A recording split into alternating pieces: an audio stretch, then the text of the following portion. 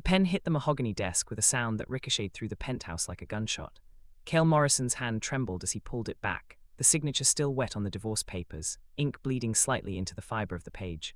$9 million. The number sat there, bold and final, as if money could cauterize a wound this deep. Across the room, Dominic Shaw stood with his back to the floor-to-ceiling windows, the Manhattan skyline glittering behind him like a crown he never asked for. His Tom Ford suit was immaculate, the kind of sharp that made people step aside in hallways, but his jaw was locked tight, a muscle twitching just below his left ear. He hadn't said a word in 17 minutes. Kael had counted every single one. The white envelope sat between them on the glass coffee table, DNA test results printed in clinical black letters, unopened, untouched.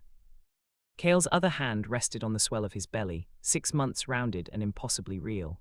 The baby kicked once hard, as if protesting the silence. He pressed his palm there, feeling the flutter beneath skin and fabric. The Hermes scarf around his neck suddenly felt like a noose. Hi viewers, kindly tell us where you're watching from and what time it is. Rain began to streak the windows, distorting the city lights into watercolor smears. The room smelled like expensive leather and the faint ghost of Dominic's cologne, something woodsy and understated, the kind that cost more than most people's rent. Kael's throat tightened. He'd picked out that cologne 2 years ago in a boutique in Soho, laughing as Dominic pretended to hate shopping but bought it anyway because Kael smiled. That version of them felt like a lie now. The lawyer's briefcase sat by the door, already gone, the man who brought it disappearing into the elevator with the speed of someone who knew better than to linger. He'd laid out the terms with the efficiency of a surgeon. Clean separation, no custody battle, ironclad NDA. Kael had signed every page. His wrist ached from it.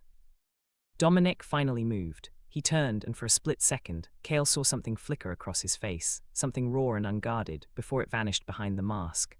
The alpha's eyes were dark, unreadable. He adjusted his Rolex, a nervous habit he never acknowledged.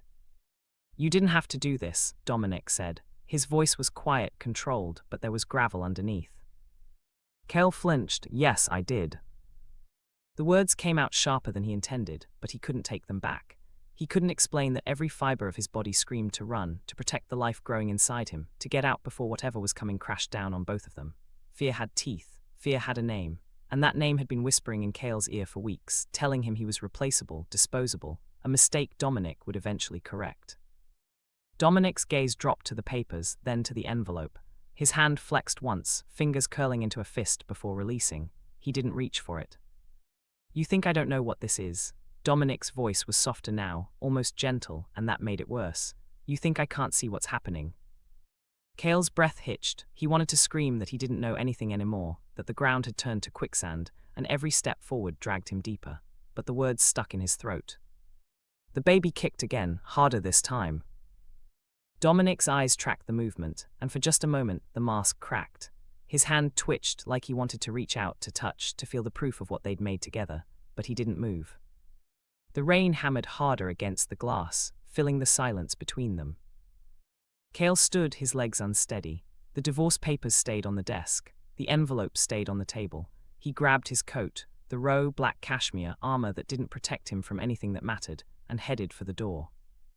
He made it 3 steps before Dominic spoke again. "I ordered that test for a reason, Kael." Kael stopped. His hand hovered over the doorknob, cold metal against his palm. He didn't turn around. "It wasn't about trust," Dominic continued, each word careful, measured. "It was never about trust." The door felt impossibly heavy. Kael's fingers tightened around the knob. "Then what was it about?" he whispered. Silence. And then, so quiet it was almost lost beneath the rain, protection. Kael's chest constricted. He turned his head just enough to see Dominic's profile against the window, backlit and distant, untouchable. "From what?" Kael asked. But Dominic didn't answer. He just stared at the envelope, still sealed, still waiting. The document was signed, the money was real, the separation was final. But the envelope remained unopened. 2 years earlier, the ballroom in Baltimore glittered like something out of a dream that hadn't yet turned into a nightmare. Crystal chandeliers caught the light from 1,000 angles, scattering rainbows across marble floors polished to a mirror shine. Kael adjusted his Dior blazer, smoothing down fabric that cost more than his first car, and tried not to feel like an imposter. He wasn't supposed to be here. The charity gala was a world of old money and older power. the kind where handshakes determined futures and small talk carried the weight of contracts. Kael's firm had sent him as a consultant, something about logistics optimization for a shipping network, but the real reason was simpler. They needed someone who could smile and nod and make rich people feel intelligent. He was good at that, too good maybe. The champagne was French, the string quartet was flawless, the air smelled like expensive perfume and ambition. Kael scanned the room, mentally cataloguing faces he'd seen in Forbes articles and congressional hearings. His phone buzzed in his pocket, probably his boss asking for updates he didn't have yet, but he ignored it. He was 3 steps from the bar when he felt it.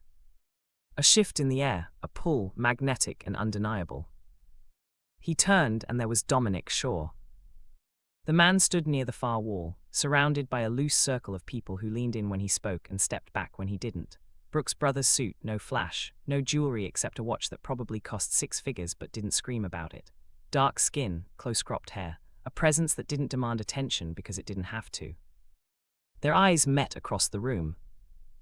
Kael's breath caught. It wasn't dramatic. It wasn't a movie moment. It was just inevitable. Like gravity had decided they were supposed to occupy the same space and everything else was negotiable.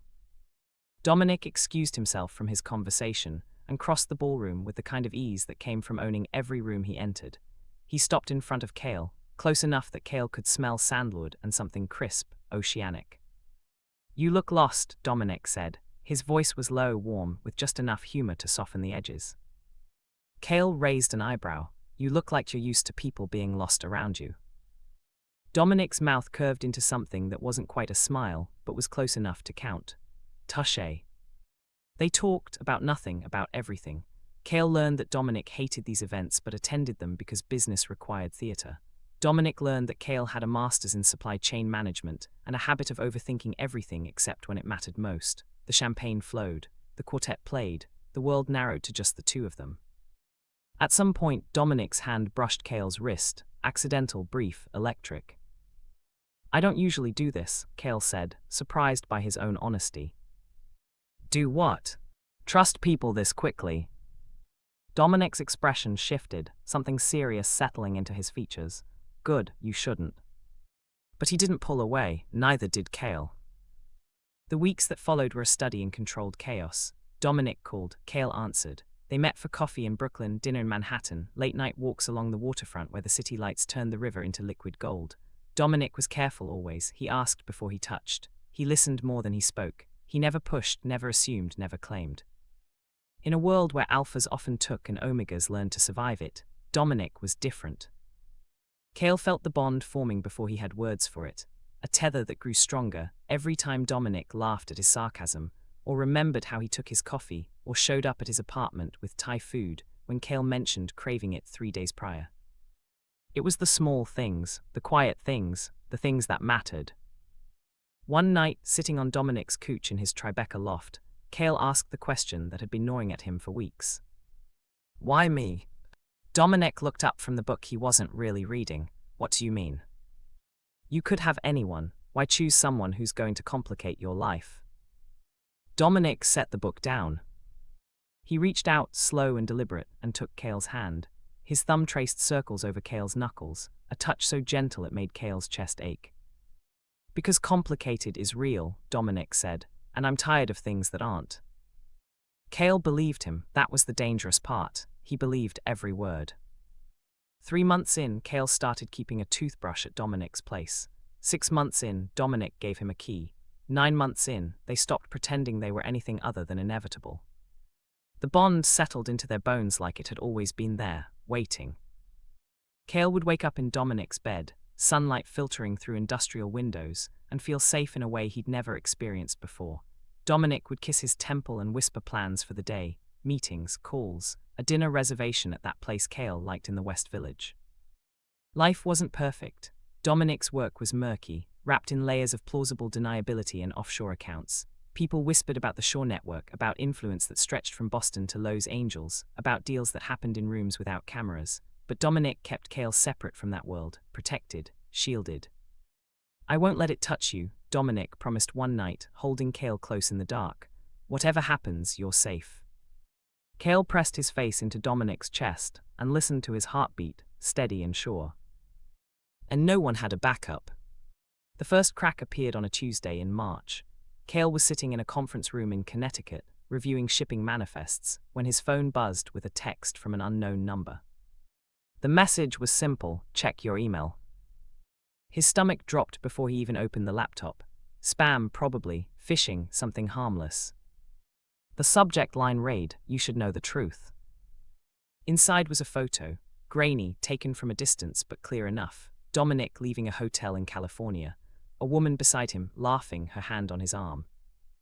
Kael's vision blurred at the edges. He clicked out of the email, deleted it, closed the laptop. His hands were shaking. It meant nothing. Context was everything. Dominic traveled constantly. Business dinners, client meetings, it was explainable. But the seed was planted. The second message came 3 days later. Another photo, this time cropped to make it look like Dominic was leaning in close to the same woman, intimate and damning. The timestamp was wrong. Kael knew because he'd been with Dominic that night in New York, watching him take calls until midnight. But the image was convincing, doctored well enough to hurt. Kael didn't mention it. He told himself it was nothing. He told himself Dominic would laugh it off, explain it, make it make sense. But fear was louder than logic. The legal threat arrived via courier on a Friday afternoon. Kael signed for the envelope, confused, and opened it at his kitchen table. The letterhead was from a firm in Illinois, expensive and aggressive. The words breach of non-disclosure jumped out like an accusation. Kael had never signed an NDA with Dominic. There was no contract between them, nothing formal or legally binding, just trust, just love. But the document in his hands claimed otherwise. It referenced conversations Kael had never had, meetings he'd never attended, proprietary information he'd never seen. It was fiction, but it was detailed fiction, the kind that could survive a courtroom if no one looked too close. The demand was clear: cease all contact, retract all statements, or face legal consequences. Kael called Dominic immediately. The phone rang 4 times before going to voicemail. He tried again. Same result. Panic clawed up his throat. He texted, "We need to talk. Now." The reply came an hour later, in a meeting. "Can't talk, later." Later became tomorrow. Tomorrow became silence. Kael paced his apartment, phone clutched in his hand, replaying every conversation, every moment, looking for the trap he'd missed. The photos, the legal threat, the sudden distance. It all added up to something he didn't want to believe. Another message arrived. This one was a voice note, distorted and anonymous. "You're replaceable. He's already moving on. Take the money when it's offered. Save yourself the embarrassment." Kael's knees buckled. He sat on the floor, back against the couch, and stared at the ceiling. The baby he hadn't told Dominic yet, hadn't found the right moment, fluttered inside him like a secret trying to escape. What was he supposed to do? Fight a legal system that bent toward power? Trust a man who wasn't answering his calls? The pressure came from everywhere at once. Anonymous emails, veiled threats on social media, a message from someone claiming to be a former associate of Dominic's, warning Kael to get out while you still can. Every avenue Kael tried closed in his face. His lawyer couldn't take the case. Conflict of interest, he said, though he wouldn't explain further. A private investigator quoted a price Kael couldn't afford, then stopped returning his calls. Even friends started pulling back, their texts shorter, their invitations disappearing. It was surgical, precise, like someone was cutting him off from every resource, every support system, every escape route. Kael tried to reach Dominic again. The phone went straight to voicemail this time. No ring, just silence. This was where reality refused to cooperate. The idea came to Kael in the middle of the night, sharp and unwelcome. He was lying in bed, staring at the ceiling, the weight of the pregnancy pressing on his bladder and his lungs and his sanity. Sleep was a memory, peace was a myth. He could leave, just go, take the money if it was offered, sign whatever papers they wanted, disappear into a life where Dominic Shaw was just a name he used to know. The thought made him nauseous, but so did everything else. In Omegaverse law, an Omega's safety took precedence over almost everything. Custody, bonds, even biological ties, all of it could be overridden if a court decided the Omega or the child was at risk. And right now, Kael felt at risk. Financially, emotionally, legally. The smear campaign was working. His reputation was already bleeding out in professional circles. Whispers followed him into rooms he used to command. Clients stopped returning his calls. His consulting contracts dried up like someone had turned off a faucet. He checked his bank account at 3 a.m. and watched the numbers shrink in real time. Legal fees he hadn't authorized, charges he didn't recognize, withdrawals that made no sense until he realized someone was sabotaging him at every level. Dominic still wasn't answering. Kael sat at his kitchen table the next morning, a cup of tea going cold in his hands, and wrote out the logic. Staying meant watching his career collapse. Staying meant fighting battles he couldn't win. Staying meant dragging a newborn into a war zone. Leaving meant humiliation, but it also meant survival. He called the lawyer who'd sent the NDA threat. The man answered on the first ring, like he'd been waiting. "I want to negotiate," Kael said, hatting how small his voice sounded. "Smart move," the lawyer replied. "Let's talk settlement." The meeting was scheduled for the following week in New York. Kael spent the days in between trying to convince himself this was the right choice. He drafted emails to Dominic that he never sent. He packed a bag he never planned to use. He stood in the doorway of the room he'd mentally marked as a nursery and felt the future collapse into ash. Every piece of advice he found online, every support group, every legal forum, they all said the same thing. Protect yourself first. Protect the baby. Don't be a martyr. So why did it feel like he was committing murder? The day of the meeting, Kael wore his armor, the row coat, tailored and severe, Herm's scarf knotted tight, Dior sunglasses hiding the fact that he'd cried in the taxi on the way over. He walked into the office building like he was walking to his own execution. The lawyer was polite, professional, obscenely efficient. He laid out the terms with the bedside manner of a mortician. $9 million, full separation, no contact, no custody claims, clean break.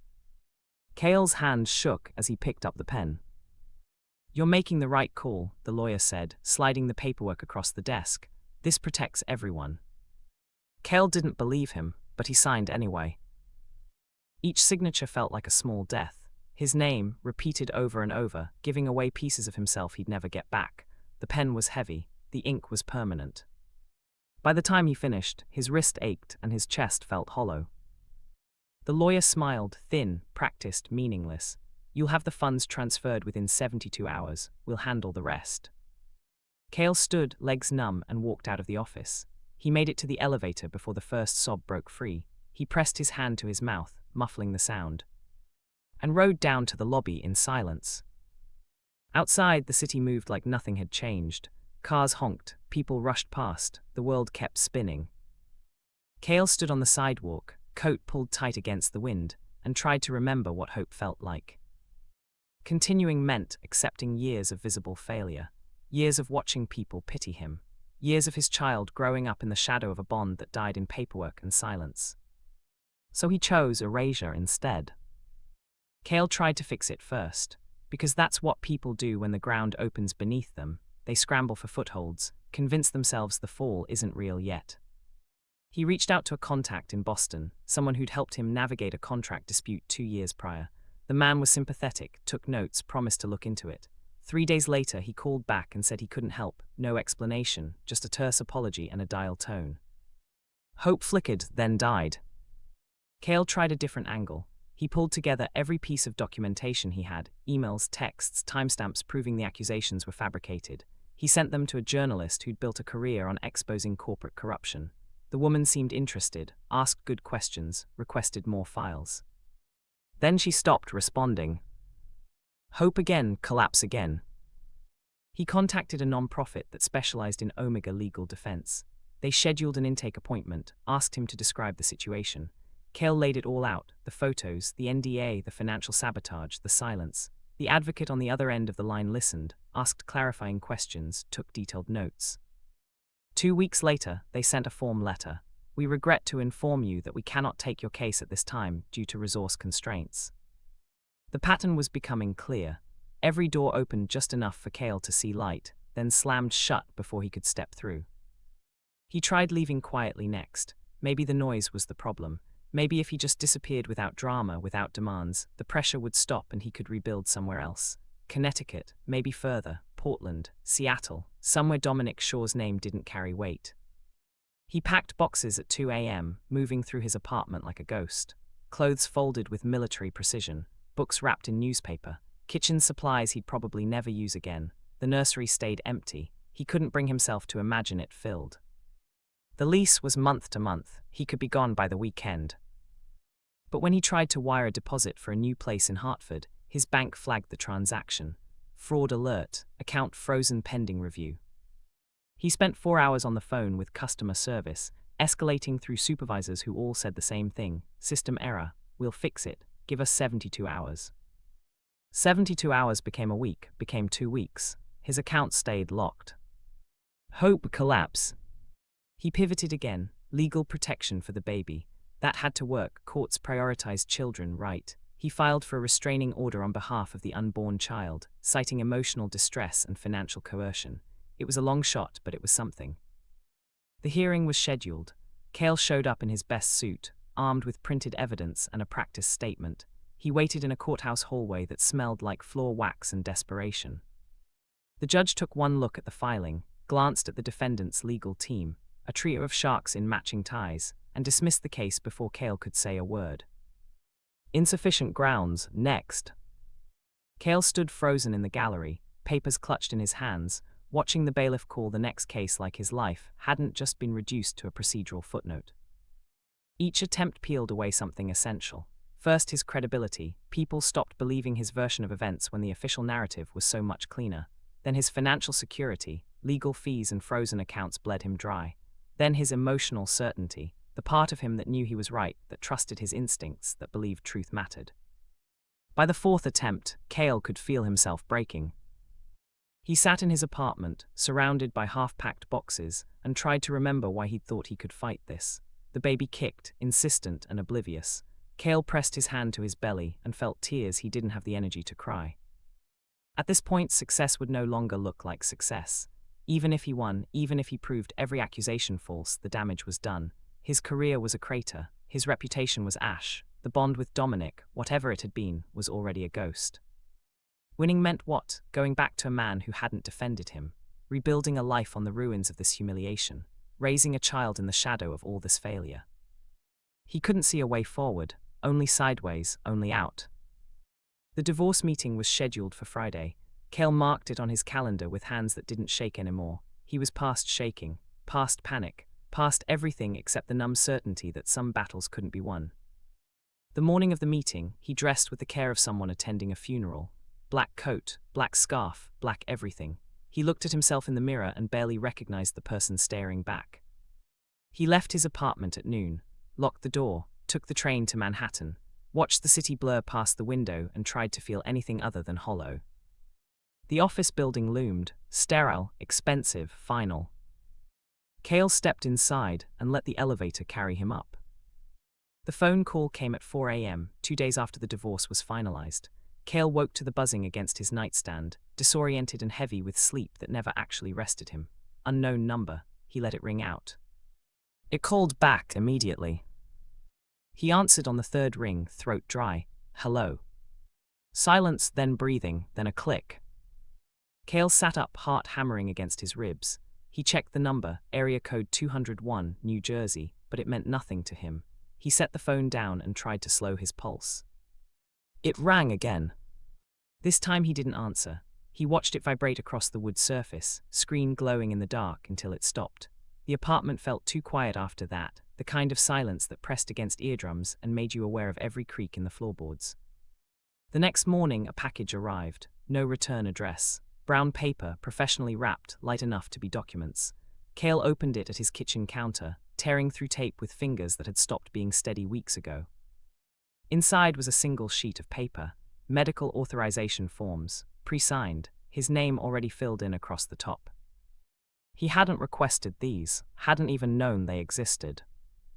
But someone had, someone who knew he was pregnant, someone who knew exactly which protections he'd need if things went wrong. Kael flipped the page over. On the back, in handwriting he recognized instantly, was a single word: soon.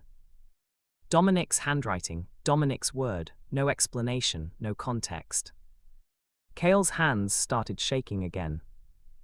The lawyer called that afternoon, not the one who'd handled the divorce, a different one, a woman with a voice like cut glass and an introduction that went straight to business. Mr. Morrison, my name is Diane Whitmore. I'm calling on behalf of a mutual acquaintance who's asked me to handle some paperwork for you. I need you to not ask questions right now. Can you do that? Kael gripped the phone tighter. Who?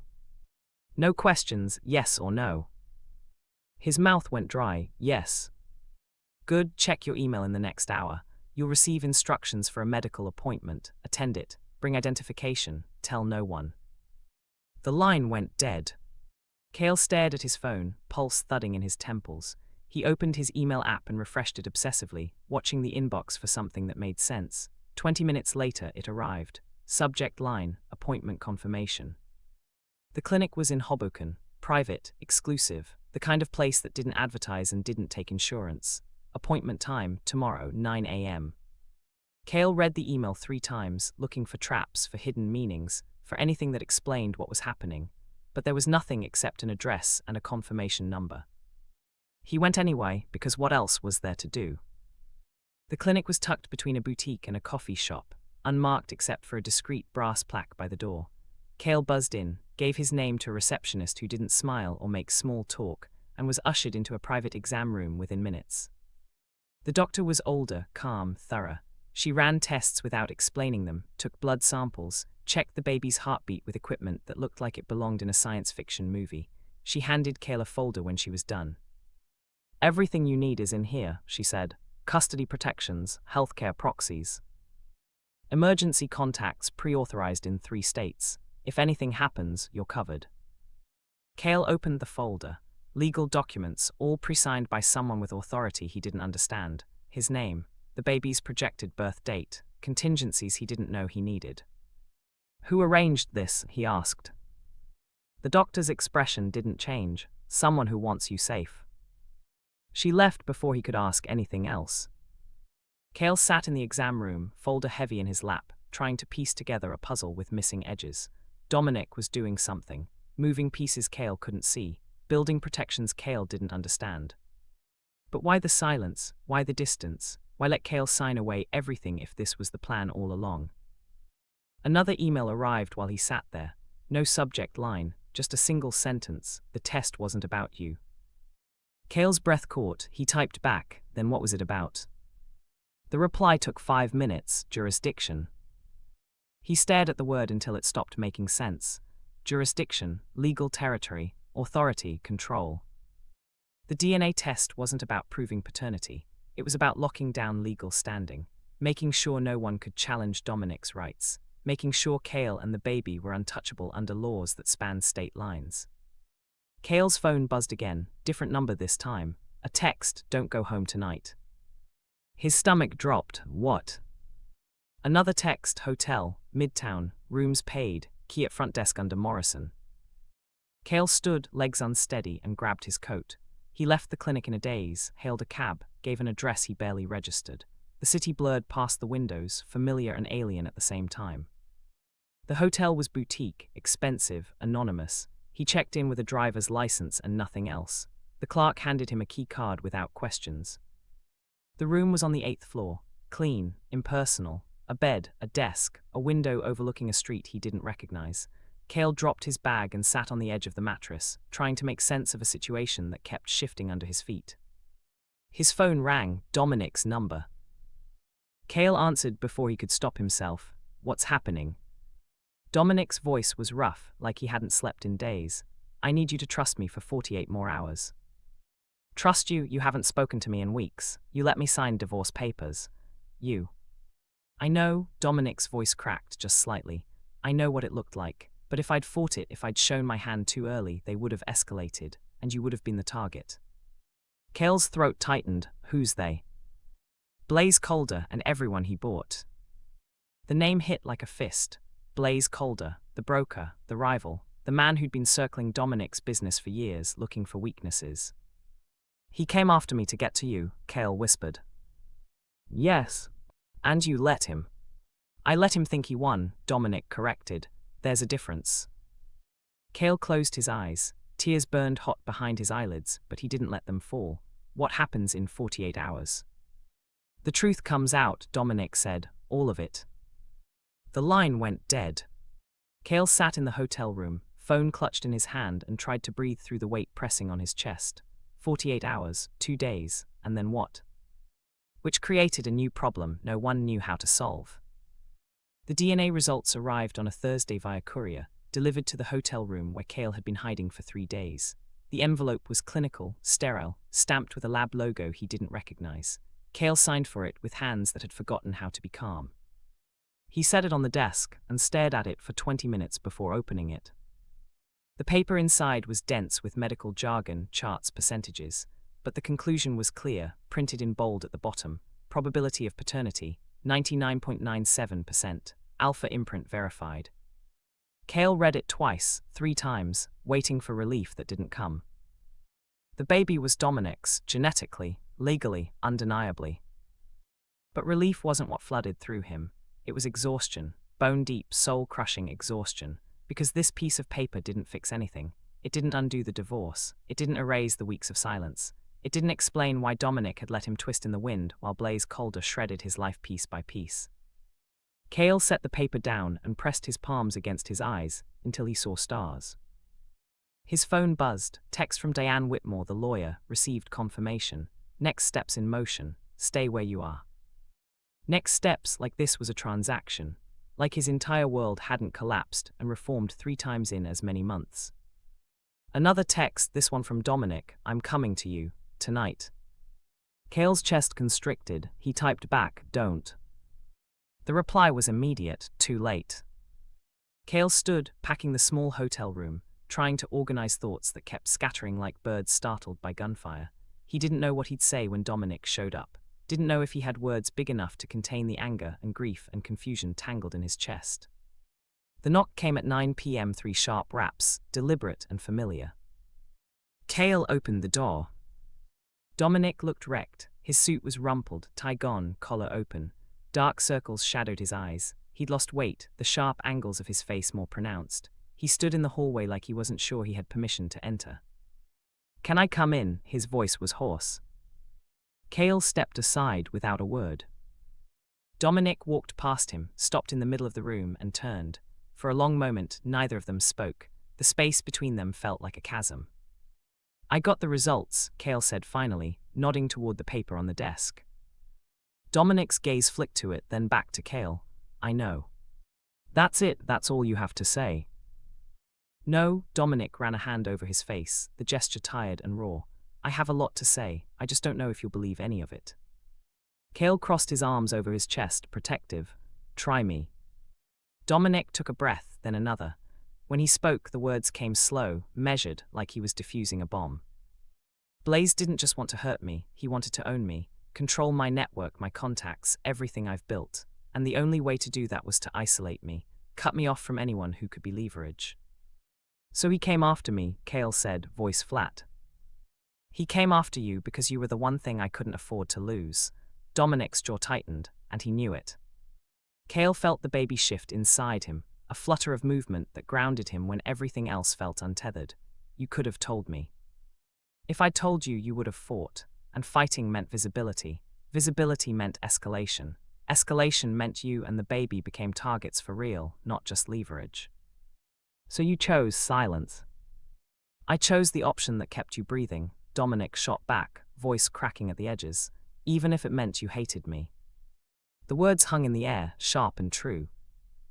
Kael sank onto the edge of the bed, suddenly too tired to stand. The divorce, the money, all of it, that was part of the plan. Part of it, Dominic admitted. I needed Blaze to think he'd won. Needed him to believe you were out, that I'd let you go without a fight. It bought me time to build a case against him that he didn't see coming. And the DNA test. Insurance, Dominic said. Legal standing. If Blaze tried to claim the child wasn't mine, or tried to use custody as leverage, I needed irrefutable proof. The test locked down paternity across every jurisdiction he operates in. He can't touch you now, can't touch the baby. Kael looked up, meeting Dominic's eyes for the first time since he'd walked in. You let me think you'd abandoned us. I know, Dominic's voice broke, and I'm sorry, he stopped, swallowed hard, I'm sorry. Kael wanted to scream, wanted to throw something, wanted to make Dominic feel even a fraction of the fear that had lived in his chest for weeks, but he was too tired, too empty. I signed the papers, Kael said quietly. I gave up. You survived, Dominic corrected. That's not the same thing. Kael's eyes burned. He pressed the heels of his hands against them, willing the tears back. What happens now? Now, Dominic's mouth twisted into something that wasn't quite a smile. Now I finish what I started. The solution looked clean on paper. The divorce could be voided by mutual consent. The money could be returned. The separation could be erased like it never happened. But Kael felt the cracks, felt the places where trust used to live, now hollow and uncertain. The DNA result confirmed biology. It didn't confirm safety, didn't confirm they could rebuild what fear had torn apart. Dominic left an hour later, after promises and plans and reassurances that felt both necessary and insufficient. Kael locked the door behind him and leaned against it, the weight of the past months settling into his bones. The envelope with the DNA results sat on the desk, evidence of a truth that should have been a relief. That solution failed for a reason no one had measured yet. The arbitration room in Chicago smelled like leather and old money, the kind of space designed to remind everyone present who held power. Blaze Calder sat at the head of the table, Gucci suit sharp enough to cut, confidence radiating off him like heat. He'd flown in from Los Angeles that morning, expecting a routine meeting about port contracts and shipping lanes. He wasn't expecting Dominic Shaw to walk in with a legal team and a file thick enough to end careers. Dominic entered without fanfare, set his briefcase on the polished mahogany, and met Blaze's eyes with the calm of someone holding all the cards. The lawyer beside him, a woman named Rashida Bennett, known for dismantling white-collar criminals with surgical precision, didn't smile. She didn't need to. Blaze leaned back in his chair, trying for casual and landing somewhere closer to wary. Dominic, didn't expect to see you here, thought you'd be busy with personal matters. Personal matters are resolved, Dominic said, voice even.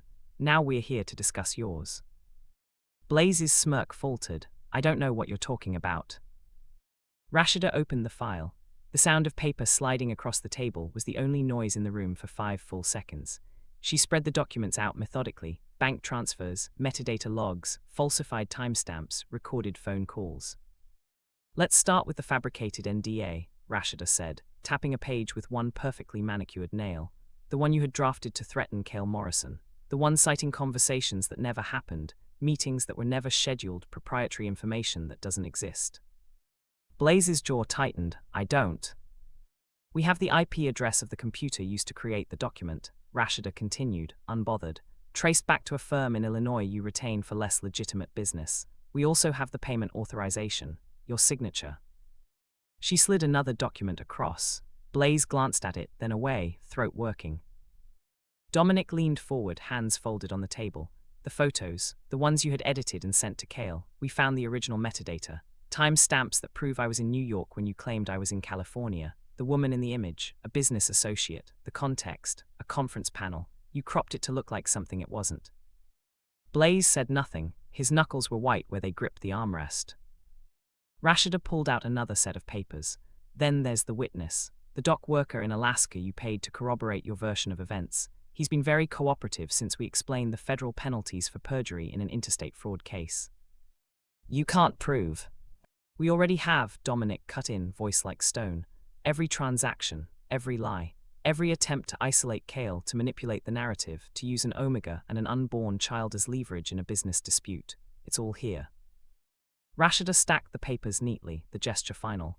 You violated Omega protection statutes in 3 states. You engaged in fraud, harassment, and conspiracy. The DA in New Jersey is very interested in these findings. So is the one in Illinois and California. Blaze's face drained of color. He looked at Dominic, then at Rashida, then at the documents spread across the table like evidence at a crime scene. What do you want? Blaze asked, voice tight. Dominic didn't blink. I want you out of my business, out of my network, out of every port, corridor, and contract you've tried to muscle into. You resign from every board, sever every connection, and disappear. And if I refuse? Rashida smiled then, cold and sharp. Then we file charges, federal and state. You'll spend the next decade in courtrooms and the decade after that in a cell. Your choice. The room went silent. Blaze stared at the table, breathing hard through his nose.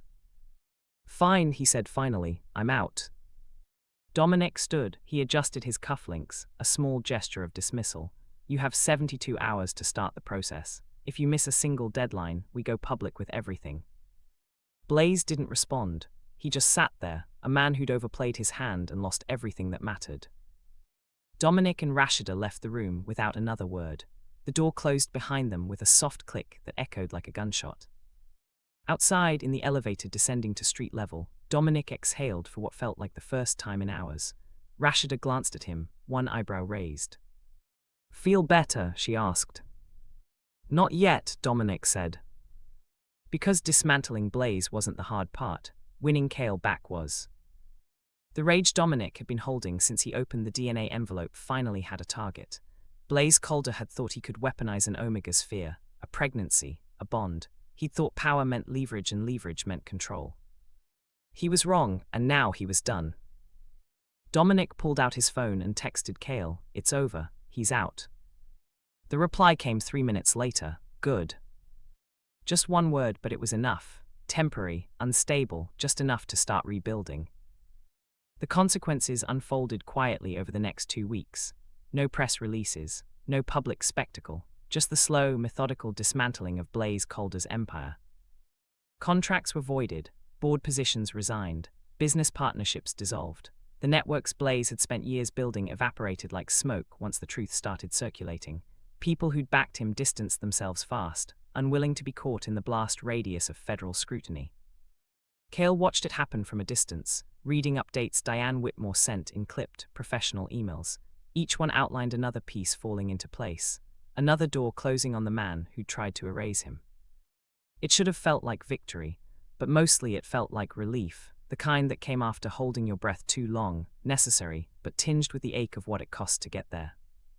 Dominic called every day, never pushing, never demanding, just checking in, asking how Kael felt, whether the baby was moving, if he needed anything.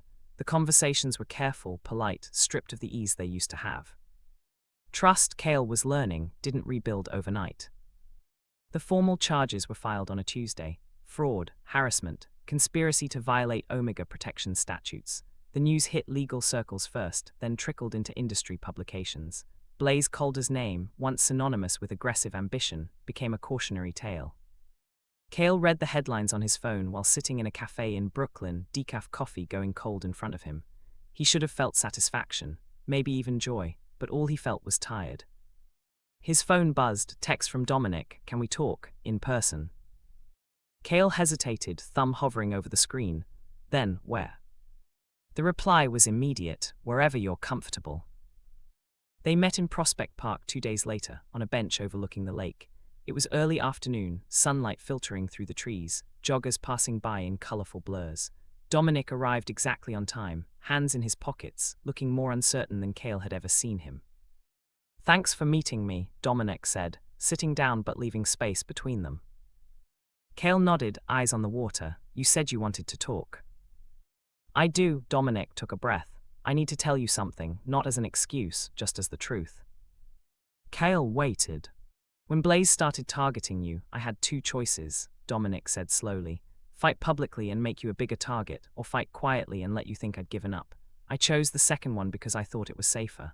I thought if you believed the worst of me, you'd protect yourself and the baby." "You thought wrong," Kael said, voice steady but edged with old hurt. "I know," Dominic's hands flexed. "I underestimated how much the silence would cost you, cost us. I was so focused on keeping you physically safe that I didn't realize I was destroying you in other ways." Kael turned to look at him then, really look. Dominic's eyes were red-rimmed, tired, but honest in a way that cut through every defense Kael had built. "I'm not asking you to forgive me," Dominic continued.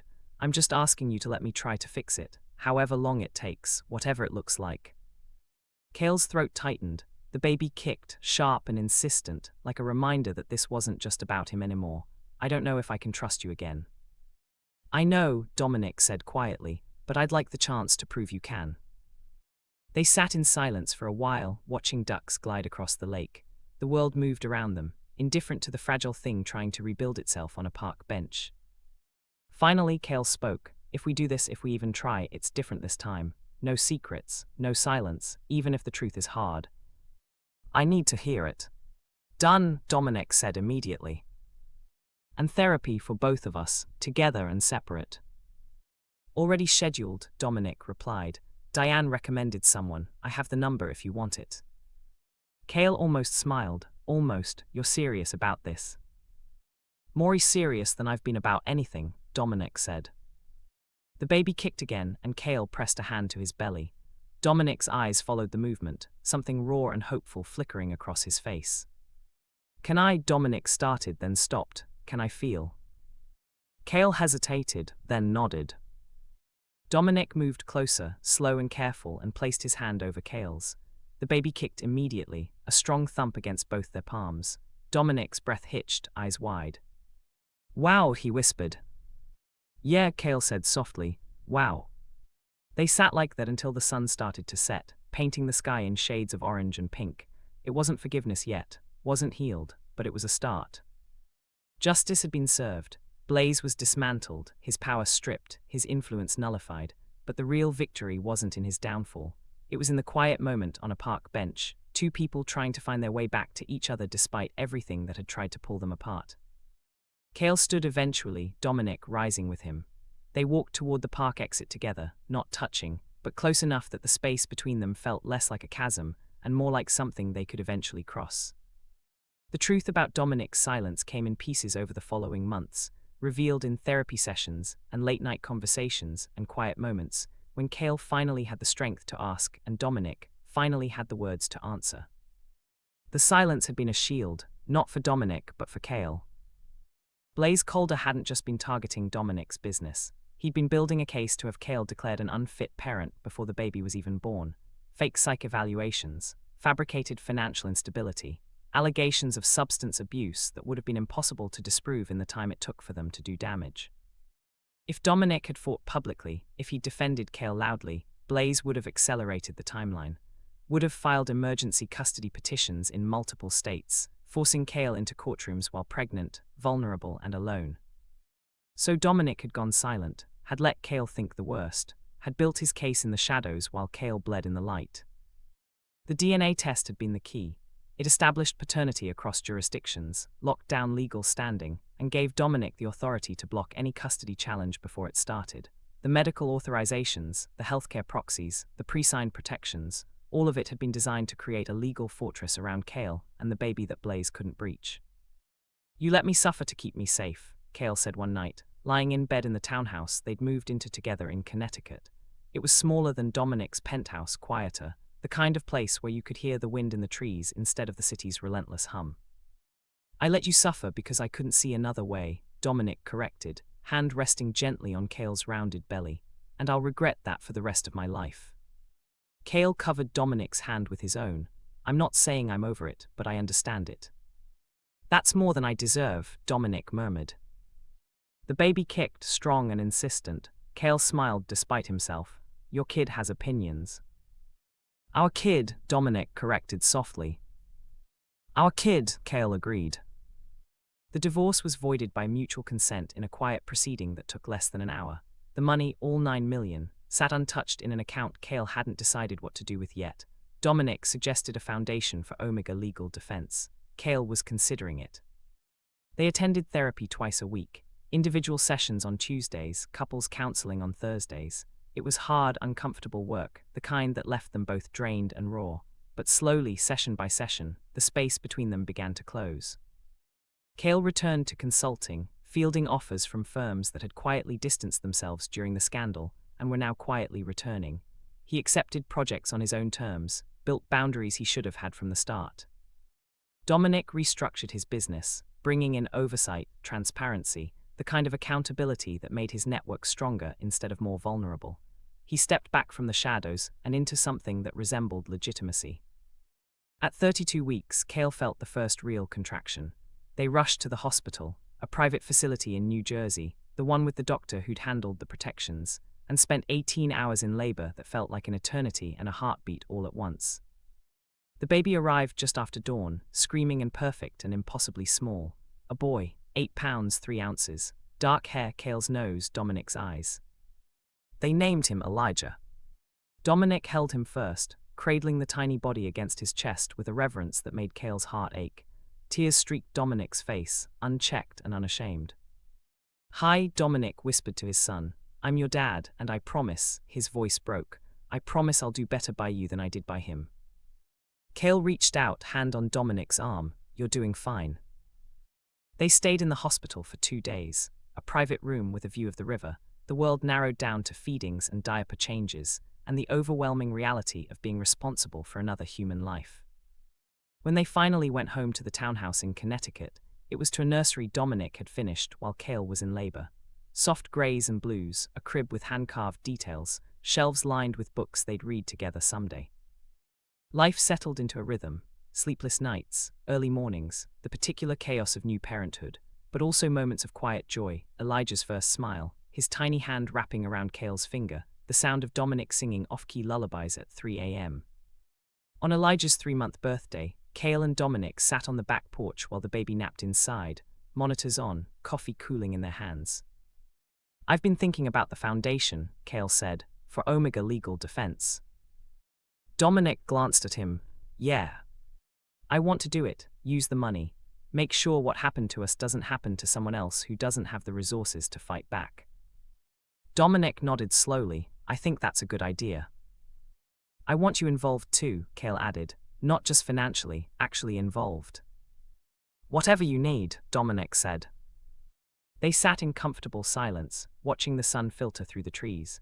Elijah made a small sound through the monitor, a sleepy coo that made them both smile. The bond between them wasn't what it had been before. It was different now, harder one, more intentional, built on honesty instead of just attraction. There were still moments of tension, still conversations that hurt, still trust being rebuilt brick by careful brick. But it was real, and it was theirs. The final piece of the story came not in a dramatic revelation, but in a quiet understanding. The system that had nearly destroyed them, the one that let power exploit vulnerability, that let money buy silence, that let fear masquerade as protection, was still out there, still functioning, still capable of crushing people who didn't have the resources to fight back. But now Kael and Dominic knew how it worked, and they had the means to dismantle it, one case at a time. The foundation launched 6 months later. Offices in New Jersey, outreach in Illinois and California, partnerships with legal aid organizations across the country. They hired lawyers who'd been through it, advocates who understood the specific vulnerabilities Omegas faced, counselors who knew how to navigate trauma. Most people would never know the foundation existed, and that was exactly why it worked, because the people who needed it most were the ones hiding, terrified, convinced they had no options. Kael stood in the foundation's office on opening day, Elijah balanced on his hip, and looked at the wall where they'd hung their mission statement. Dominic came up beside him, hand resting on the small of Kael's back. "You did this," Dominic said quietly. "We did this," Kael corrected. Elijah grabbed at Kael's collar, babbling nonsense sounds that felt like agreement. The story could have ended in silence, in separation, in fear winning because it always seemed louder than hope. But it didn't. It ended in a choice, to speak up, to fight back, to build something better out of the wreckage. And in the end, that was the truth that mattered most. Most people will never know this existed, and that's exactly why it worked. Thank you so much for watching this story. If it moved you, inspired you, or made you think, please subscribe to our channel and turn on notifications so you don't miss the next story that could change how you see the world. Share your thoughts in the comments below. Your perspective matters, and you never know who might need to hear it. Together, we can create a community that uplifts and inspires. See you in the next one.